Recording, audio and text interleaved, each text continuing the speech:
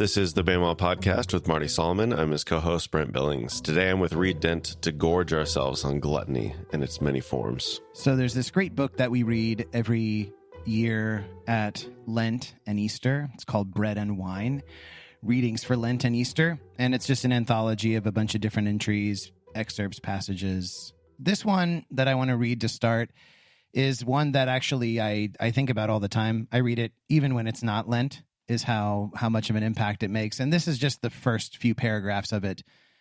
But I find it relevant to the conversation, obviously, and to the culture. So this is from a woman named Barbara Cawthorne Crafton, who's an Episcopal priest and spiritual director. And the excerpt is entitled Living Lent. We didn't even know what moderation was, what it felt like. We didn't just work. We inhaled our jobs, sucked them in, became them, stayed late, brought work home. It was never enough, though, no matter how much time we put in. We didn't just smoke. We lit up a cigarette only to realize that we already had one going in the ashtray. We ordered things we didn't need from the shiny catalogs that came to our houses. We ordered 3 times as much as we could use, and then we ordered 3 times as much as our children could use. We didn't just eat, we stuffed ourselves. We had gained only 3 pounds since the previous year, we told ourselves. 3 pounds is not a lot. We had gained about that much in each of the 25 years since high school. We did not do the math. We redid living rooms in which the furniture was not worn out. We threw away clothing that was merely out of style. We drank wine when the label on our prescription said it was dangerous to use alcohol while taking this medication. They always put that on the label, we told our children when they asked about this. We saw that they were worried. We knew it was because they loved us and needed us. How innocent they were. We hastened to reassure them, it doesn't really hurt if you're careful. We felt that it was important to be good to ourselves, and that this meant that it was dangerous to tell ourselves no about anything, ever. Repression of one's desires was an unhealthy thing. I work hard, we told ourselves. I deserve a little treat. We treated ourselves every day. And here is our daily Beekner for gluttony from wishful thinking. A glutton is one who raids the icebox for a cure for spiritual malnutrition. How you feeling, Brent? Amused, convicted, a little bit of everything. Dude, I'm telling you, as I have gone through this series more and more, I was like, initially, well, I wonder which one of these vices is going to be my pet vice. And then I'm like, I think it's kind of all of them. Yeah, that's the realization I'm coming to as well. What's your favorite food, Brent? That's an appropriate question to start off our conversation on gluttony. Well, he's opening it right now, folks. This is not my favorite food, but it is my favorite Cliff Bar. Oh, okay. The peanut butter banana with dark chocolate Cliff Bar is definitely the best Cliff Bar. But I'm going to stop. Man, this is amazing. You know. Normally, Brent is so for professionalism, which means we don't eat into our microphones. But this is appropriate. This is, yeah. I haven't actually eaten today, so I should have eaten breakfast, but I actually held off on eating just so I could eat on this episode. I love that. Enjoy your Cliff Bar and whatever else you might have. Does it ever strike you how delicious food and drink are this incredible marriage of utility and pleasure? Like, you ever think about the fact that food could, in theory, have been otherwise? Like, we could just be basically chowing down on the equivalent of bland, supplements all day long, just directly injecting our nutrients. And yet we have these things, right? Do you ever think about that? Yeah, like if our feet were somehow like roots and absorbed, nutrients through the ground as we walked around or something. Yeah, totally. I'm sure there's something in the insect underworld or ocean or something that does something like that. I'm not quite sure what the utility of ice cream is. Right? But I do find great pleasure in eating ice cream. Or we take things that have utility, like milk has utility, and then we turn it into ice cream. If we add sugar to that, which is a wonderful thing. I am not here to poo-poo on that at all.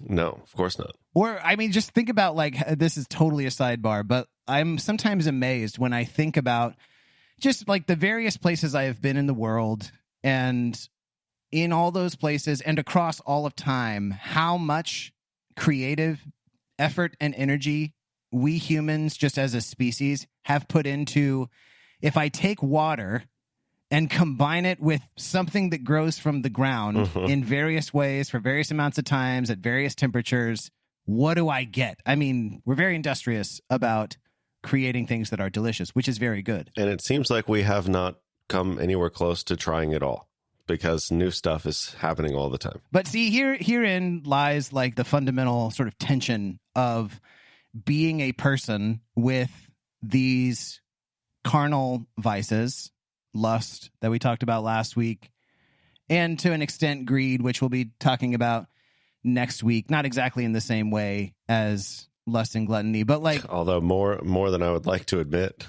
Wait, what do you mean more than what? Well, it's just like you were saying, like, I was like, oh, what is going to be my one vice? And it's, oh yeah, they're all woven together. Yeah. Because we are, so you're going to get a 2-for-1 here for Buechner today, because as he wrote about with our sexual appetites with lust, he said the trouble is that human beings are so hopelessly psychosomatic, psycho as in like your psyche, your soul, and somatic as in the body. We're so hopelessly psychosomatic in composition that whatever happens to the soma, the body, happens also to the psyche and vice versa. And this is an idea like the sort of philosophy of the world of the Bible, especially the writers of the Bible, is like not this two-part like you are you're really a soul that's like residing inside of a body, but like you are a soul and a body. It's like this composite, single, unified thing.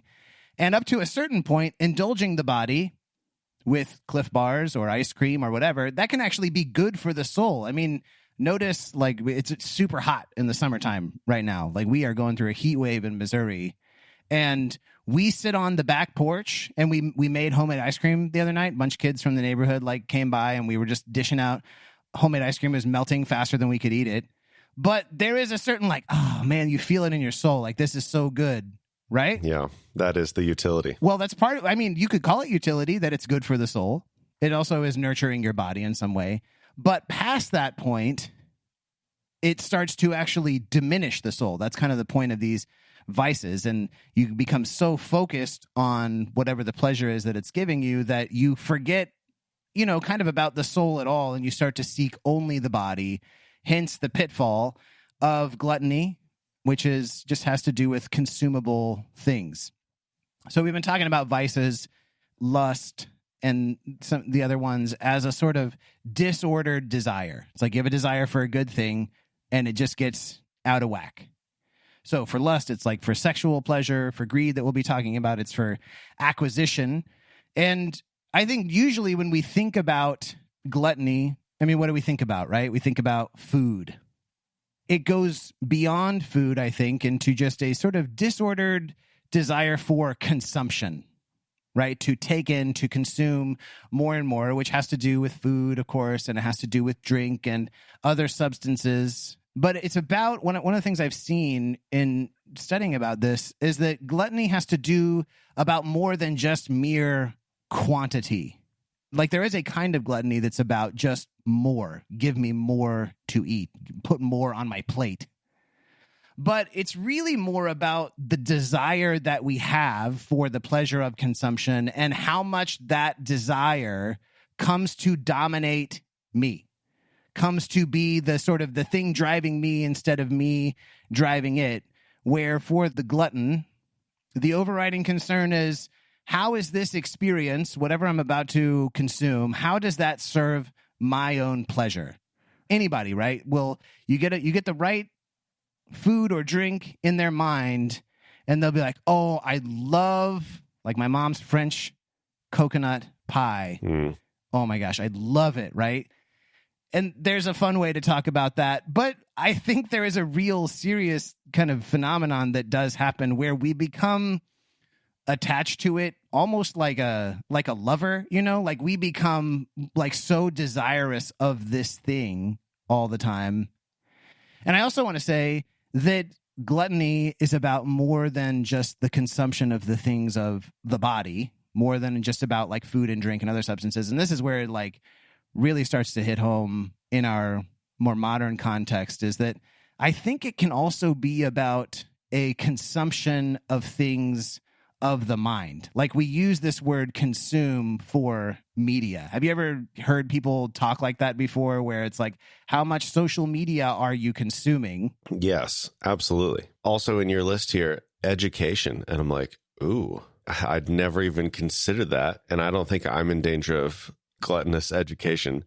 Although I could totally see myself like, I was like, well, I'm not watching this like comedy reel. I'm watching this like educational reel, and justifying my consumption based on, Yeah. it's supposedly being a good thing. Oh yeah. I mean, well, it is a good, Sure. there is a good thing. Of course. That's the point, right? Like, of course, learning is good. And so is eating. You might think, well, how could learning more ever be right. bad? Right. But maybe there is a way that our desire to consume information, I don't know where Baymal listeners are with this particular episode, number 400 and something, but it's like a real thing where people start listening, and like we use the word binge, right? You binge consume like 50 episodes of Bayma in a week. And I'm like, maybe like we're gorging ourselves here in a way that actually has bad, like a negative effect on your own soul, right? Like where what you come to prize more than anything is the learning itself, right? The knowledge, the information. And we know how that can puff us up or lead us into those other kinds of vices that have to do with envy or that have to do with pride. But yeah, just the things of the mind. I think throughout our conversation, I want to keep in mind that gluttony applies to not just what you are putting into your body, but also putting into your mind. Absolutely. And I was talking to somebody about this recently, actually. They're like, I can't believe that you recommend people binge the podcast. And my heart behind it is that understanding the narrative of Scripture from beginning to end is like a foundational piece. And so understanding how all of those things flow into each other is really important. And then go back and then do your slower, deeper dive kind of thing. Yeah, that's a good point. But because of the way that we do parts of the podcast, like we're going pretty deep on Matthew, like we're doing verse by verse through various sections of Scripture. And it's like, that's a pretty deep dive to try to binge through. And that's tough. Like, I don't have a good solution other than us like totally creating a different format that's like 20 hours, a little bit more overview. And it's like, well, we haven't done that. So, but that's my heart behind that. But to binge up to this point, to get to episode 460, 470, whatever this is. Sure. That would be maybe a little intense. But some people do that too. I don't know. Like some people just want to catch up so that they can be a part of the like, okay, what's the episode that came out? I want to talk about it as it comes out, as everybody else is talking about it. Totally. But, it's like with food where at some point you're taking in more than you can actually use. Yep. More than it is beneficial to you. And you can easily lose sight of, and it's not just Bayma. I mean, I talk to college students, like Truman's a very thinky kind of place. Like students are big learners here. And sometimes, I tell kids, like, you need to just go take a walk in the woods and stop reading a book for a minute, because like you lose sight of what the learning is for, what it's about, right? That has to do with your life, that you actually live in the world with God or with your community around you. And we can become so obsessed with what we are consuming. It's good, right? But we become so obsessed with it that it becomes a thing itself. And that's the thing with a lot of these vices is what is supposed to be a way at getting at some good end becomes the end in itself. And it's the same with entertainment. Like, I am not here to just criticize thoughtlessly social media. It's an easy target, right? But it's not just that thing. It becomes obsessive for its own sake. But I want to talk about the different kind of facets of gluttony for a minute. Just sort of a little survey here, because we tend to think of what, Brent? Like, what's the stereotypical image of what gluttony is? Just eating beyond necessity over and over again all the time. Right.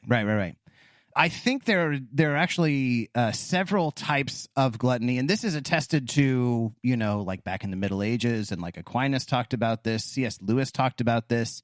The book that I have been recommending, that I will keep recommending, Glittering Vices by Rebecca DeYoung, it talks about it, and we can break them into kind of two broader two subsets of gluttony that each have a few things under that. So C.S. Lewis, if you've ever read the Screw Tape Letters, you read that, Brent? I have. There's a particular chapter where the tempter, the demon who's in training, he's being counseled about a woman who is suffering under the sin or the vice of gluttony. And he talks about gluttony of delicacy versus gluttony of excess. And so there are kind of two ways that the vice of gluttony becomes a vice of what he calls delicacy, which has to do not with so much how we eat or how much we eat, but what it is that we are eating. And so there are two kinds. There is fastidious gluttony, and this is like, you ever seen When Harry Met Sally? Yes. Dude, one of my favorite movies, like an actual 10-star, because it's 5 stars for the ROM and 5 stars for the COM. Oh, it's wow. like firing on all cylinders. It is an incredible movie. One of my favorites. Leanne and I watch it every year. But for anybody who's seen it, Sally, who is played by Meg Ryan, there's this really well-known scene where she and Harry start their road trip, and they sit down at this restaurant, and she starts ordering a salad, and she's like, but I don't want this, and I want this, and I want this on the side, and I want this, but this kind of pie, unless you don't have that kind of dressing, in which case I want the pie, but not the other thing, right? And it's like extremely picky about what you will eat. Or also... I identify with that more than I would like. I told you it's coming for us all. This also applies to those of us who, I have been called a coffee snob at various times in my life, which of course I want to remain humble, but I will usually buck against that by saying just because I like, quote unquote, nice coffee doesn't automatically make you a snob. It's about, this is what the vice is, right? Like it's not just that you like something that is nice, but that you kind of will only drink or eat what is of a particular caliber. And that if someone were to serve you, or you were to be at like a party or something where they're serving hot dogs and buns like from Dollar General, you're like, I'm not going to eat that. Like I only take grass-fed, homegrown, organic. Not that there's anything wrong with those things, but it is that it's the disposition of, I'm not going to eat that. It's like somehow beneath me. That's fastidious gluttony, which is interesting because it kind of seems just like, it couldn't even seem like modesty or good taste, but really at its heart, it's about me and my own pleasure and insisting on that at the cost of maybe whatever the company is that I am in, or the celebration is that I am at.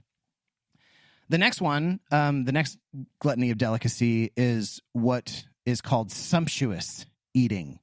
And this has to do with like what we desire is, you want to feel full after you eat, right? I mean, the kind of stereotype is like, I live in the Midwest. People eat a lot of beef here, a lot of farmers. We eat a lot of hamburgers.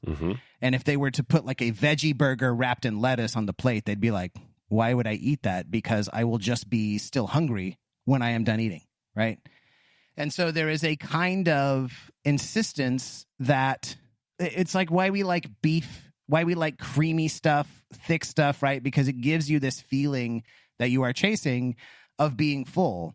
And actually, I don't know if you've ever participated in a Lenten fast? Yeah. If we have Catholic listeners, they're more attuned to this. I mean, I was Catholic for a while, so. Well, there you go. So you don't eat meat and dairy during Lent, right? It has to do with this particular kind of gluttony. Like it has to do with trying to instill a practice that is, I don't always have to feel full, right? Because again, my own pleasure is not always like, that's not the most important thing. That is not the thing that everything else needs to center around. So fastidious eating, sumptuous eating, and then moving on to what we might be a little bit more thinking of when we think of gluttony, what Lewis would call a gluttony of excess. And this is really about how we eat, right? And so there is like, they call it ravenous eating, which To me, like, honestly, I had to wrestle with this one a little bit because I'm like, is this really just about manners? And is that what we're concerned about? Is like, because, you know, the ravenous eater is the person who's just like shoveling everything in. They're not waiting for anybody. And so it's like, like I'm imagining for some reason Brian Trushinger in my mind right now. Sorry, Trush, but calling you out. Poor guy. Trush likes to talk about putting on a clinic when it comes to food, though. He's like, oh, man, if I were... Like, we've hung out a lot, and if we were ever in a city where there's like a restaurant with really good food that we don't get in our little town of Kirksville, he'd be like, I'm about to go to that place and put on a clinic. And it's just like, right? This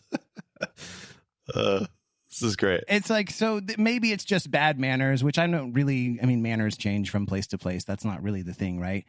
But it does maybe betray a certain kind of insatiable, just like, there's no patience. There is only like, I have to get full right now. And the detriment to me, even if this isn't like so terribly quote unquote sinful, is that like you kind of become numb or you miss out on maybe there's an experience that's actually going on when you're sharing a meal with people or something like that.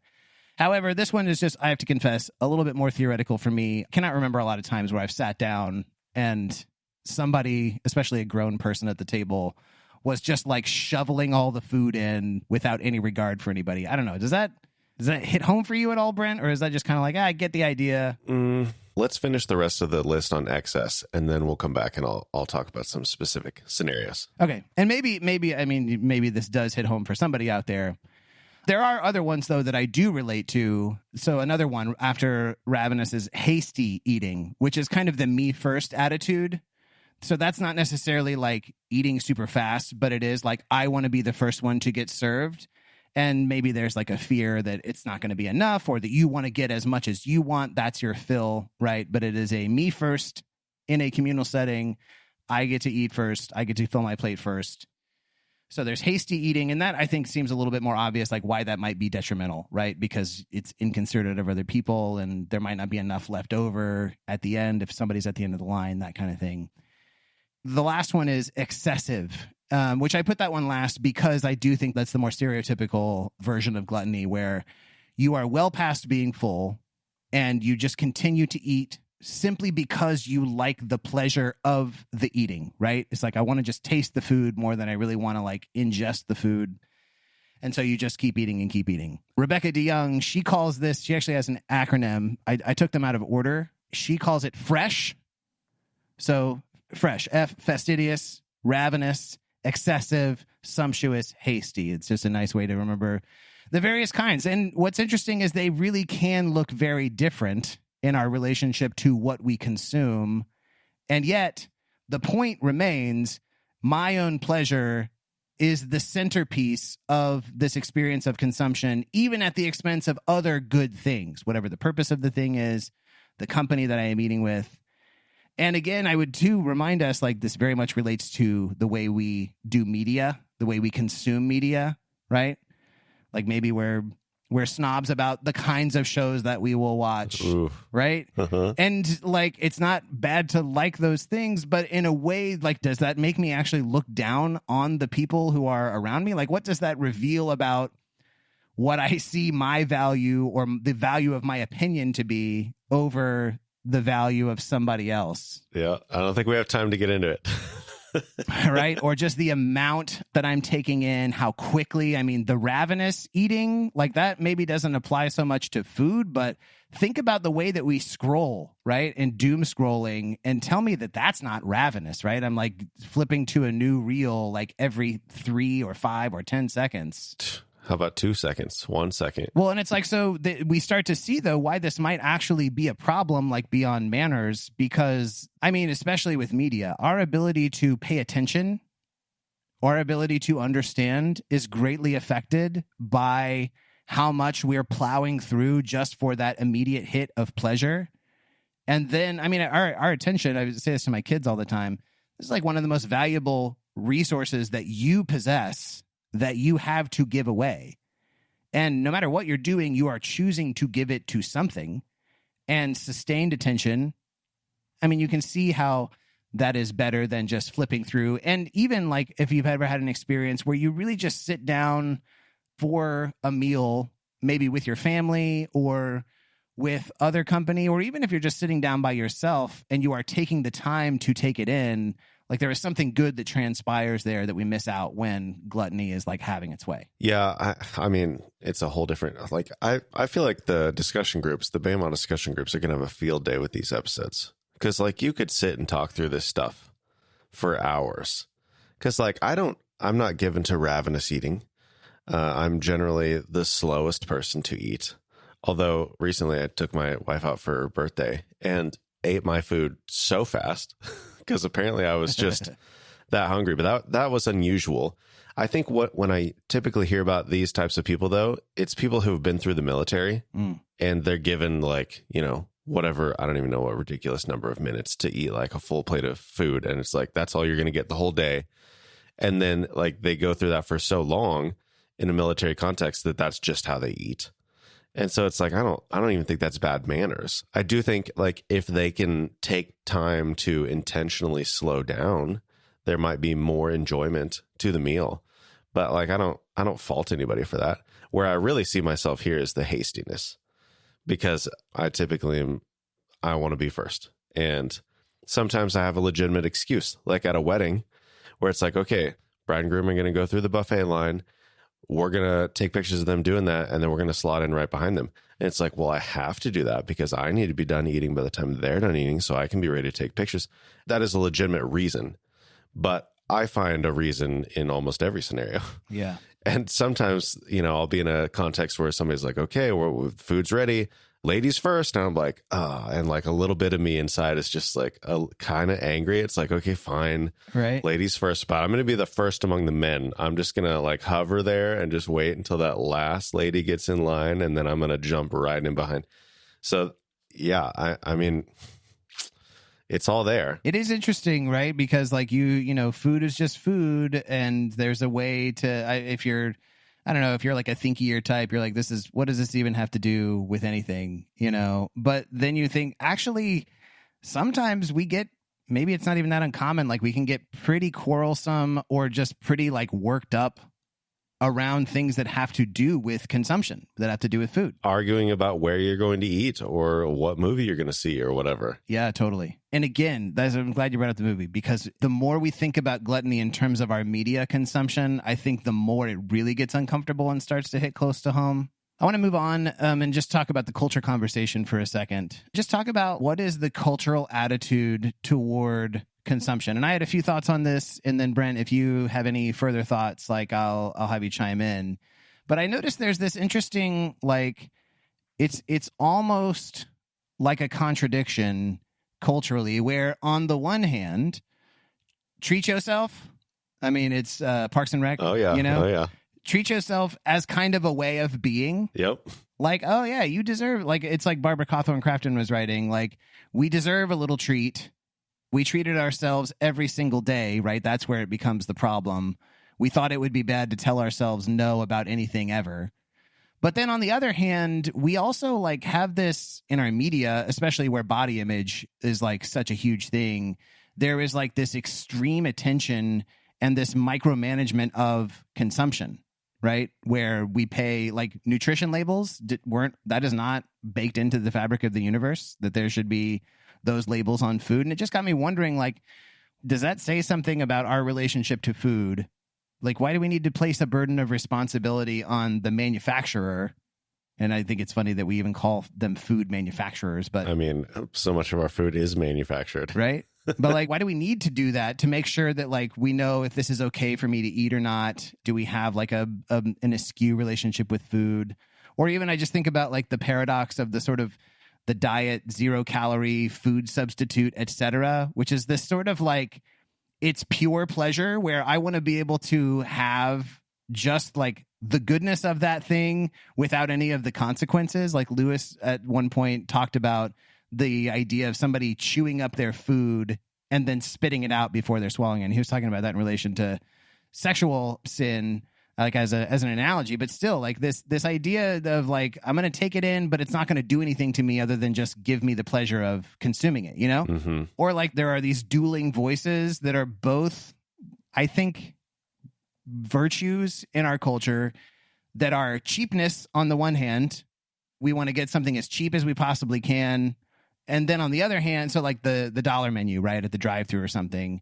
But then equally, like fineness, there is this like we have a cultural value for like the sort of Whole Foods type place, right, where it's like only the finest ingredients. And it strikes me that those pull you in very different directions. And yet for both of them, there is this like high emphasis on consumption in a way that sort of never requires us to practice self-denial. You know, like self-denial regarding food is a weird thing in our culture. And I was thinking, like, I never even participated in a fast, like a practice of fasting, until I was like 20 at my campus ministry in college. But like our church, and I know Catholic churches, like in some of the mainline churches, practice various kinds of fasts. But in a lot of the non-denominational churches and evangelical culture, like we never fasted for anything. It was like, why would you ever deny yourself food? You got any thoughts, Brent, on just, you know, the cultural conversation that surrounds consumption? Yeah, and I do think it's going to depend a whole lot on what church tradition you grew up in. Absolutely. Because, yeah, it's like, well, why would we deny ourselves food, but we're always denying dancing or whatever? You know, like there's no outlet for it. And all of these things are like, well, is it bad to treat yourself? Not necessarily. Like, you're supposed to party sometimes. But then if you're doing that all the time, then that's not. So it's just this balance, and being able to understand the things like, oh, we need to stay away from whatever it is entirely. But then you end up getting out of balance and other things to make up for that. Yeah. So those are great points. We're going to get to talking about that balance at the end, because as with pretty much everything, there is a tension that we have to find ourselves in the middle of and discerning what that looks like. But thinking about like, well, so why is it a bad thing to treat yourself? Which is not always, but I do want to think about, why is this a capital vice, you know, or some people would call it a deadly sin. We're not calling them that. But like, why is it particularly pernicious when, let's call it obsessive, or let's call it compulsive consumption? We'll call that gluttony, right? So compulsive consumption, how does that diminish me? How is that bad for me, right? And then I want to ask, like, how is it bad for community? But for me, I mean, obviously, there's certain kinds of gluttony just literally deteriorate your health. They make you unwell. But even, like, I was reading in the book, The Cardinal and the Deadly, that I've been reading, talking about a little bit. And the author talks about this phenomenon of, like, what happens, what do we lose out on when we're always stuffed to kind of the gills? Like, when we never have to really feel hungry or want. He said, gluttony robs us of the pleasures of anticipation, the pleasures of consumption, and the pleasures of satiation, or like being satisfied. Because if you're not hungry, then being satisfied doesn't actually come to you as a good thing, because you're kind of always like, do you ever notice how we kind of eat by the clock? It's not necessarily like, am I hungry? But it's like, well, it's 5:30 or 6 o'clock, so it must be time for dinner. I'm like, I'm not even hungry, but yep. That's like the sort of attitude or the relationship we have to eating.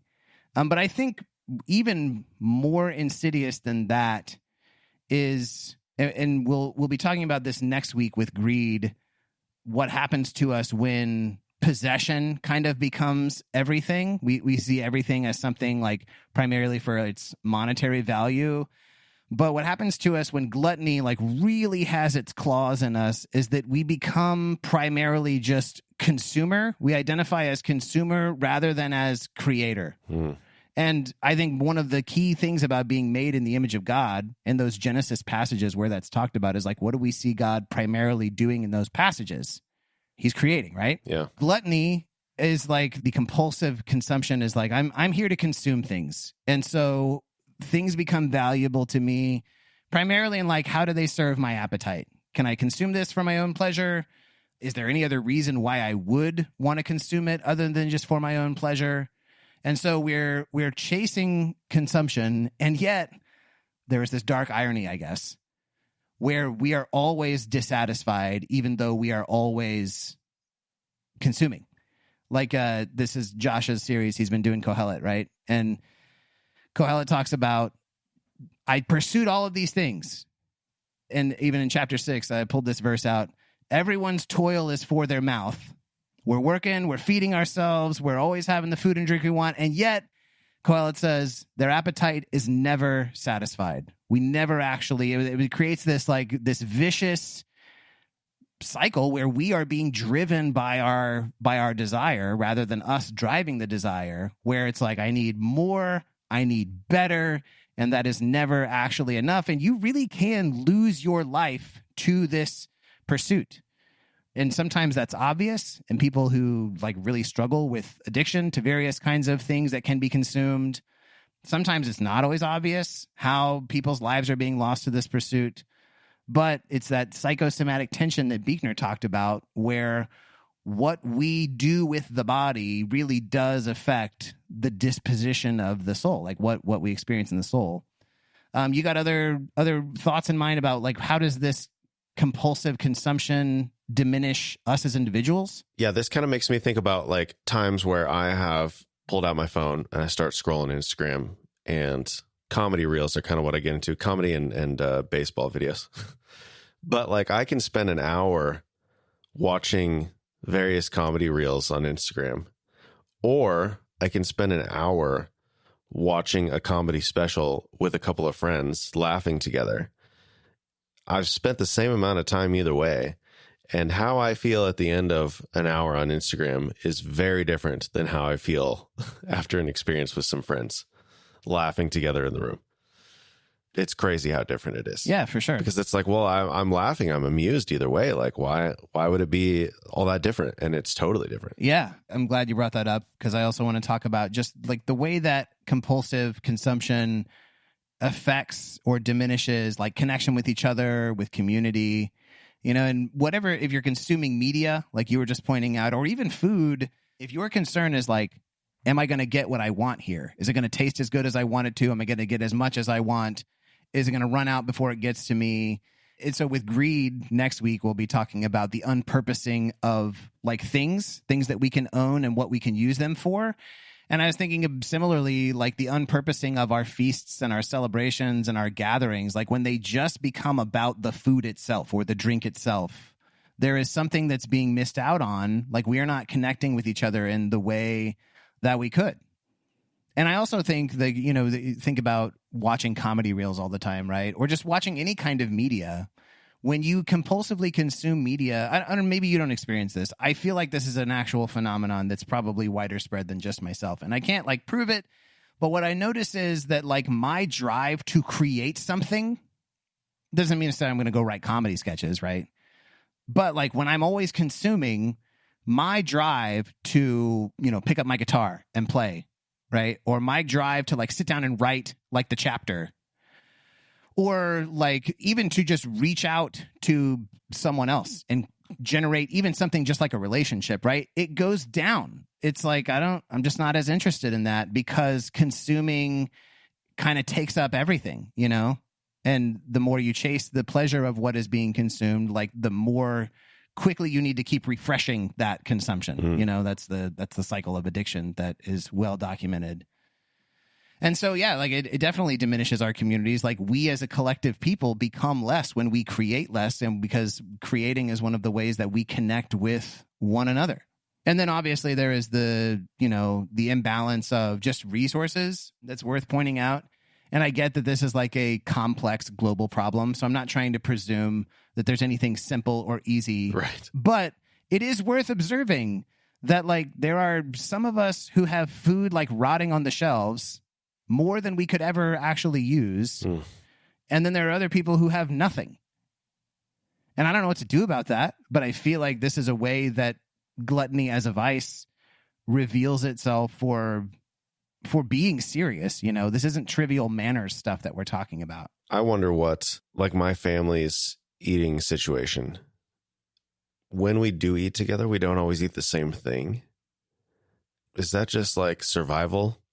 Because my kids just literally won't. I need them to eat something to survive, versus getting them to understand all the complications of these, and it's not going to happen.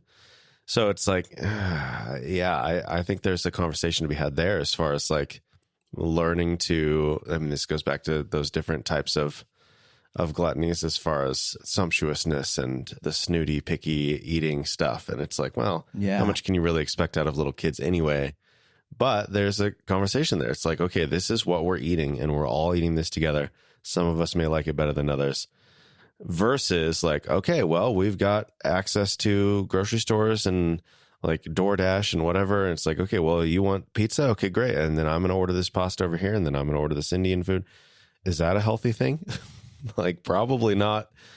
Maybe on occasion is fine, but probably not all the time. But yeah, all this stuff is wildly complicated. I mean, for sure. I had young kids as well once, and they're older now. But I remember sometimes you just are so tired, like, okay, eat what you want. Yeah. But then I can distinctly remember being at other people's houses, and they're not planning on accommodating 5 different individual appetites. Mm-hmm. And so then my kids are like, kind of there's this sort of individualistic mentality that's I have kind of let creep in, and I'm like, no, stop. We're not doing that here. Like, you have to eat what they make you. At home, of course, I'll make whatever you want, but yeah, you know what I mean? So yeah, it's like, I get that creates some difficult situations, ones that I definitely have fallen into myself because, man, I don't know. Sometimes it's just hard. The value of connection and community. Like, if you are always isolated in how you're consuming things, then you don't understand how to behave in other situations. Let's do some text conversation here, Brent. Ooh. And see what the text has to tell to us. The Bible? I was thinking about the Bible. I like it. It actually does have something to say about, there are no verses that are like, well, there are some verses that actually talk about directly the dangers of gluttony, but we're not really trying to get into those specific ones. I remember being in Turkey. We were there together, or even the Israel trip, where you learn about some of the cultural context and hearing about the excesses of some of these Greek or these Roman parties, right? These feasts, these orgies that were just defined by excess, like where the vomitorium, like you're eating to the point that you're like throwing up, and it's like, oh, we got a place for that, Yeah, built into the experience. Just right here. It's built in. Literally, it's like you got a little bucket right there. Read us this just short couple of verses from Philippians here. For as I have often told you before, and now tell you again, even with tears, many live as enemies of the cross of Christ. Their destiny is destruction. Their God is their stomach, and their glory is in their shame.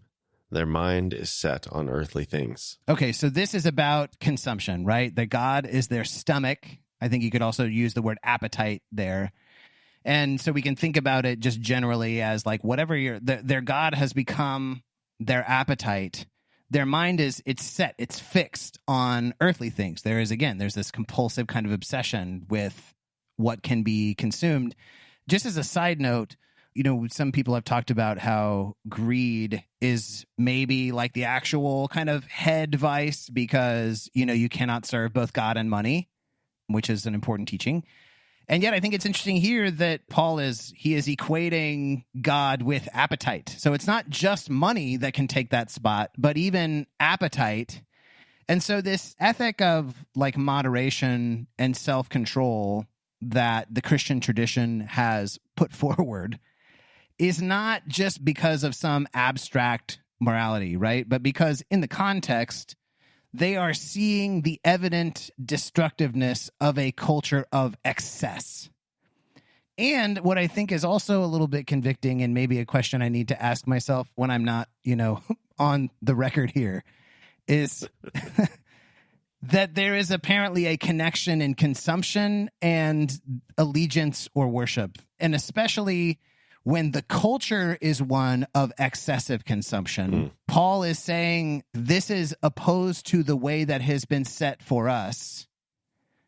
And so we don't want people to be confused about where our allegiance lies or which God it is that we worship. And so we can't be doing the same kind of excessive consumption where we just follow our appetite around rather than our appetite being subject to kind of what we say. Yeah. I want to bring in another passage because it seems that Roman banquet mentality, that gluttonous mentality, started to even maybe creep into early church gatherings. So how about this bit from 1 Corinthians 11? So then, when you come together, it is not the Lord's supper you eat. For when you are eating, some of you go ahead with your own private suppers. As a result, one person remains hungry and another gets drunk. Don't you have homes to eat and drink in? Or do you despise the church of God by humiliating those who have nothing? What shall I say to you? Shall I praise you? Certainly not in this matter. So even here, if you're thinking about the framework of these different kinds of gluttony, you can sort of detect hints of a few of these things. There is excess, there is hastiness. It's interesting to think about the Eucharist or communion just in conversation with the vice of gluttony and just what it would mean for the way of Christ, which, for the Christian tradition is like the Eucharist is a central part of that. Like we take in the body, like when we eat the bread and drink the cup. That versus gluttony, like when consumption, that is like a counterpoint to letting consumption dominate your whole way of life. And also I think it's interesting, again, to take us back to that embodied nature that we have. The cure to gluttony is not saying, well, let's just do spiritual things, right? It's not spiritual contra earthly things. So in that Philippians passage, their mind is set on earthly things. It's not like, well, just never engage with an earthly thing again. But it is like getting at what is spiritual through what is earthly, which, again, the Eucharist, like how do we participate with Christ? Well, one of the ways that we do that is through literal bread and wine, like things that we consume. Which then brings me to a couple of other passages that I want to bring up just to get us into that conversation about the tension and sort of how there are two sides to this and we're trying to live in the middle. So, Brent, kick us off. This is a passage that I had definitely, I grew up in a church where it was like any kind of consumption of alcohol is definitely a sin. And this is one of the, the sort of gotcha verses that they would pull out from Proverbs 23. Who has woe? Who has sorrow? Who has strife? Who has complaints? Who has needless bruises? Who has bloodshot eyes? Those who linger over wine, who go to sample bowls of mixed wine. Do not gaze at wine when it is red, when it sparkles in the cup, when it goes down smoothly. In the end, it bites like a snake and poisons like a viper. Gotcha. Well, I mean, actually, yeah. I just again, there is that sort of the kind of gluttony that is the fastidious. Like I'm really picky, I'm snooty. I mean, Brent, if you were a fly on a wall of conversations I've had about this brand of this kind of drink, or the way that you got to use these kinds of fruits in this kind of drink, or whatever the thing is, sure. Right? If you really want to have it the right way. And when I saw the do not gaze at it when it is red, when it sparkles in the cup, when it goes, I mean, how many times have I had a drink and been like, dude, it's so smooth. It's so smooth, Yeah. I'm not trying to divulge all the details of my personal life here, but just to say there is a kind of overvaluation of what the value of this thing is, right? Yeah, I mean, this is this is probably more of a pride issue than a gluttony issue. But in my snootiness of ordering stuff, I go through and I hate myself for it in restaurants. I'm like, I don't even want to go to a restaurant where I have to make too many modifications to something, but I'll make as many modifications as I need to make. And people are looking at me when they order. And then the plate comes and they're like, wow, that looks really good. I'm like, yeah, see, I know what I'm doing. And you plebeian over there with your cheeseburger on Wonder Bread. Yeah. Anyway, so you got that verse, right? You got that set of verses that is it's warning you against the problems you get into when you drink too much or when you like drinking too much, right? Mm-hmm. And I'm not going to have you read this whole next passage from Isaiah chapter 5, but there's a line in chapter 5 in verse 22. It says, woe to those who are heroes at drinking wine and champions at mixing drinks. Ooh. And again, it's the champions, right? There is an excess of desire or of pride in well, I can mix these things up and make the best, old fashioned that you've ever had or something like that, right? Yeah, yeah. So you got those verses, but then you've also got Psalm 104, one of my favorite Psalms. Here's a couple of verses from that. He makes grass grow for the cattle and plants for people to cultivate, bringing forth food from the earth, wine that gladdens human hearts, oil to make their faces shine, and bread that sustains their hearts. Yeah, so here we have consumables being held up in kind of a glorious way, right? Yeah, Very glorious. Right. Something great about wine when you're gladdening the human heart, and just thinking about like, I keep thinking about the Israel and Turkey trips, right? And just some of the dinners that we have where it's like, we spent a hard day. We've been, getting all this great teaching on the text from Marty. This is like a low key plug for people to try to go on the trip if they can. And, then we like get together around a table and it's like a bunch of people who don't really know each other, but we're spending like this unique situation together. And, you have a drink, you have some bread, you have some oil in the bread. And it is something truly good and holy that's transpiring there. And it's partially because of the meal that we share, right? It's not completely like we're not angels. We're not completely disembodied from that stuff. And then, of course, there is the line that I remember I had a conversation with a youth pastor one time because it was like, well, don't you know that drinking is a sin? And I did what all good 17-year-olds do. And I was like, well, what about when Jesus like made wine at the wedding? And he gave me the line that was, well, that was unfermented grape juice, which I think maybe doesn't hold up, but also I'm sure is something that people have heard before. What the guy says after Jesus works this miracle, and I know that like the point of this passage deep down is not like about drinking wine. But he says, everybody brings out the choice wine first and then the cheaper wine after the guests have had too much to drink, but you saved the best till now.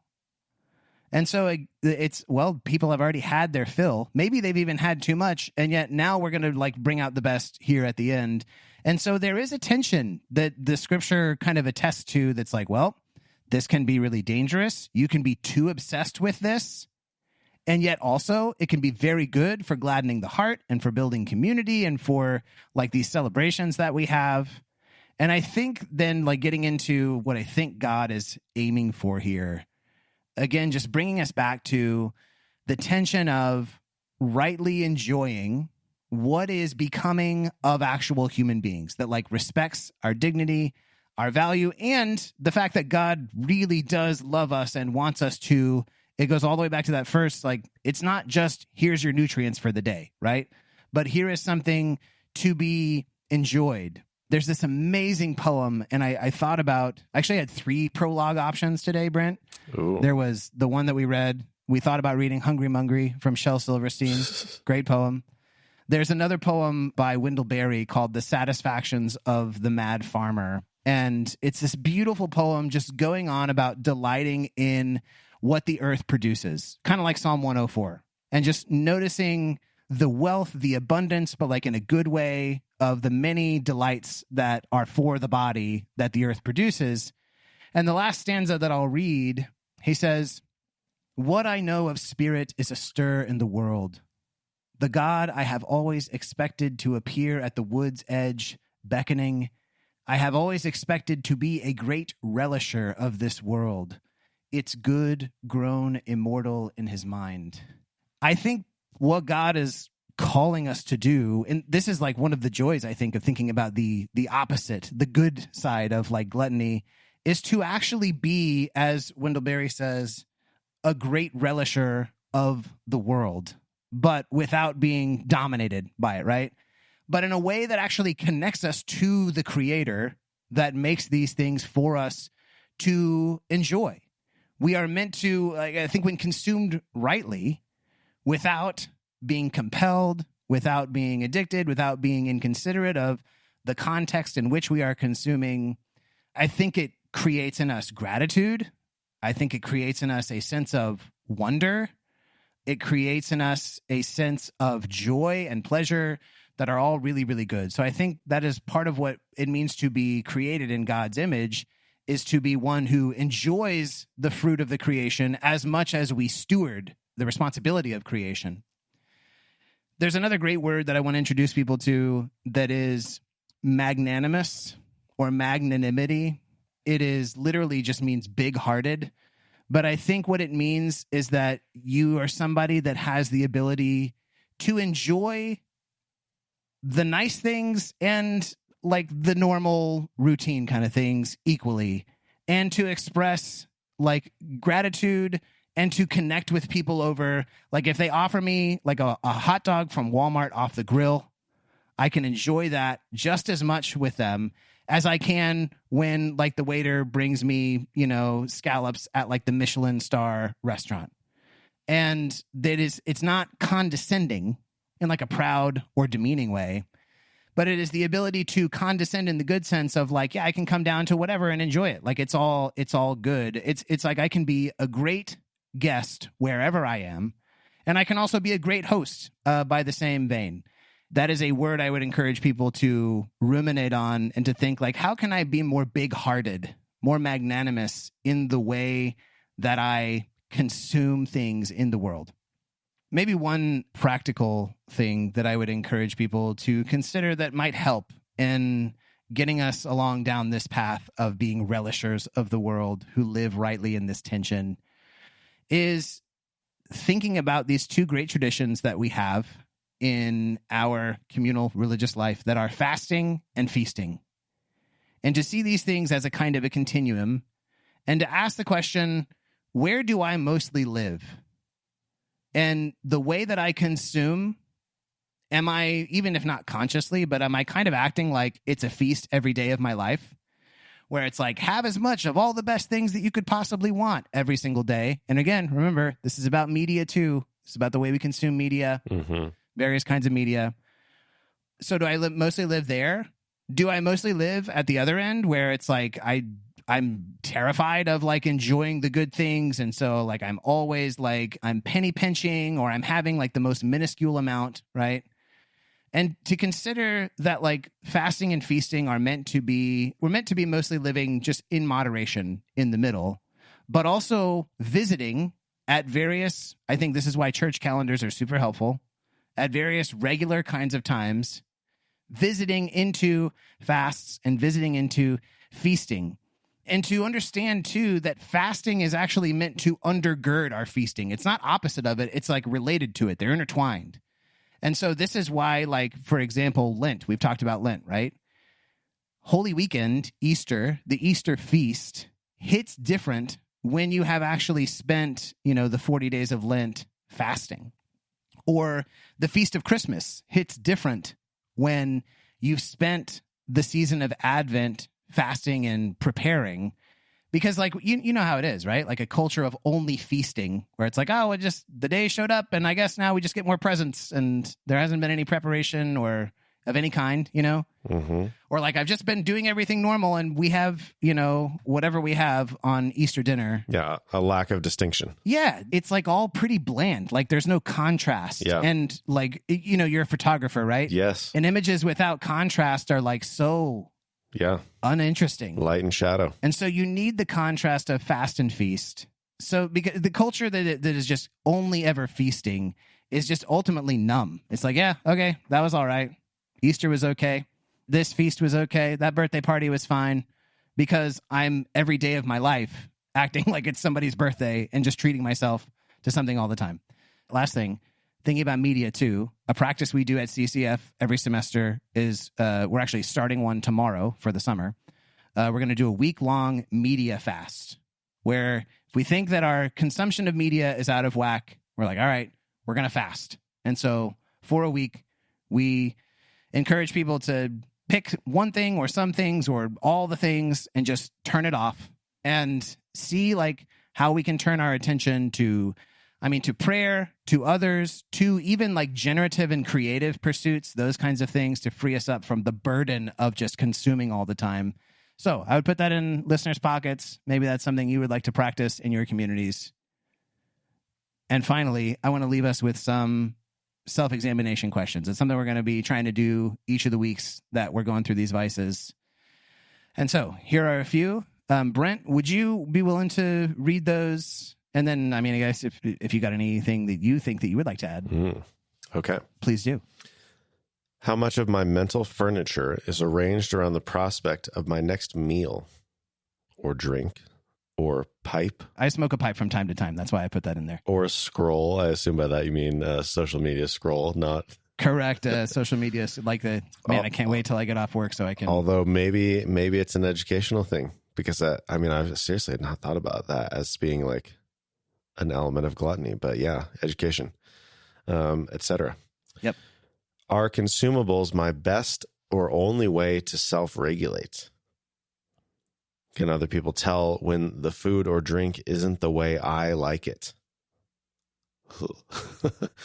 How can I employ fasts and feasts in a meaningful way that helps me to become a great relisher of this world? That's all I got. I guess I would just say I like that idea of magnanimity.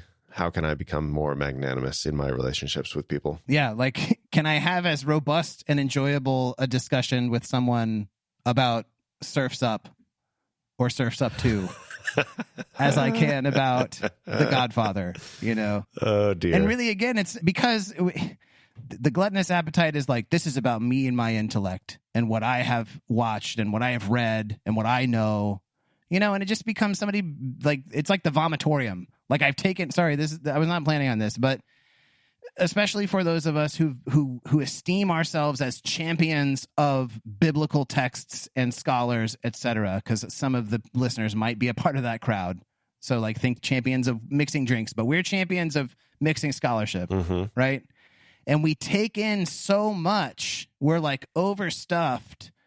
And then you get into like, I've been cornered in conversations before where somebody is, I feel like they're literally vomiting at me, like everything they've read and learned. Because why? Not for my sake, like because they're wanting to show like, this is what I know, you know? And so to be like magnanimous and like, let's have a conversation about, I don't know, maybe we could just all have an enjoyable, charitable conversation as much about something silly like the Da Vinci Code as we can about, you know, Walter Brueggemann, rest in peace, his like whatever his latest, greatest work was. Because it's about the sake of the point is like our connection, our relationships with others, our mutual building of one another up. And gluttony just really makes it all about my overstuffedness and making sure everybody like can see that for what it is. That's all I got. I'm done rambling. I'll throw one more self-examination in there as far as the like, you know, overconsumption of education and spewing it out. Like sometimes that is, I've had this come at me both ways, where sometimes it's like, no, they're just genuinely excited about something that they have learned and they are just like overflowing with joy at sharing it. Totally. And that's valid. But then sometimes it is that, you know, we're like, oh, look at all of these things that I have learned and see how much better I am now. So there's some self-reflection. When I was a freshman in college, I thought I knew everything and everybody knew that I thought I knew everything. And going into my summer between freshman and sophomore year, my spiritual father, my campus minister, Joe Belzer, I am forever in his debt. He's like, hey, my challenge for you this summer is to read the book of Proverbs, read from it every single day, read through it as many times as you can, and never tell anybody about that you're reading it or what you've learned from it. Message received. Thank you, Joe. Beautiful. All right. Well, we've got a handful of resources for this episode, as we do for many of them. You can find those in your podcast app. You can go to BeamontDiscipleship.com and you can use the website to see what we're up to support the work that we're doing, to join a group, a community of people to wrestle through these questions together. Lots of options, lots of things you can do, but we just ask that you take some kind of next step. But thanks for joining us on the Beaumont Podcast. We'll talk to you again soon.